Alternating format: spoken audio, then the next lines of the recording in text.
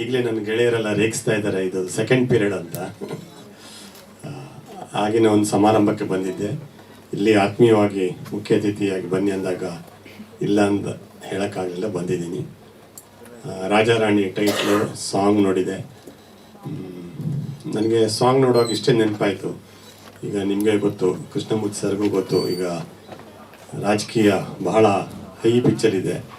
ಪ್ರಜಾಪ್ರಭುತ್ವದಲ್ಲಿ ರಾಜ ಇಲ್ಲ, ರಾಣಿ ಇಲ್ಲ ಅಂತ ಚರ್ಚೆ ನಡೀತಾ ಇದೆ. ಇಂಥ ಸಂದರ್ಭದಲ್ಲಿ ರಾಜಾರಾಣಿ ಬರ್ತಾ ಇದೆ. ಬಹುಶಃ ಪ್ರೇಮ ಲೋಕದಲ್ಲಿ, ಸಿನಿಮಾ ಲೋಕದಲ್ಲಿ ರಾಜಾರಾಣಿಗೆ ಶಾಶ್ವತವಾದ ಸ್ಥಾನ ಇದೆ. ನೂರಾರು ರಾಜಾರಾಣಿಗಳು ಬಂದು ಹೋಗಿದ್ದಾರೆ, ಯಶಸ್ಸನ್ನು ಕೂಡ ಕಂಡಿದ್ದಾರೆ. ಈ ಚಿತ್ರ, ಈ ಸಾಂಗ್ ನೋಡುವಾಗ ಈ ರಾಜಾರಾಣಿ ಕೂಡ ಯಶಸ್ಸನ್ನು ಕಾಣ್ತಾರೆ. ಅವರಿಗೆ ಯಶಸ್ಸು ಸಿಗಲಿ ಅಂತ ಎಲ್ಲರ ಪರವಾಗಿ ನಾನು ಶುಭ ಹಾರೈಸಿ, ಇಡೀ ತಂಡಕ್ಕೆ ಶುಭ ಹಾರೈಸ್ತೀನಿ, ಒಳ್ಳೆಯದಾಗಲಿ ಅಂತ. ಎಲ್ಲ ಹೊಸಬ್ರು ಅಂತ ಹೇಳಿದರು. ಹೊಸಬ್ರು ಚಿತ್ರರಂಗದಲ್ಲಿ, ಅದು ಚಿತ್ರರಂಗದ ಜೀವಂತಿಕೆ ಲಕ್ಷಣವೇ ಹೊಸಬ್ರು.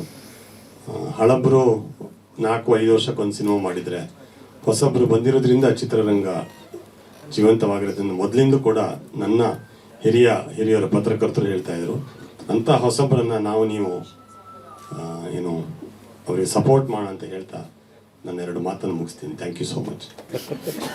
ಎಲ್ಲರಿಗೂ ನಮಸ್ಕಾರ.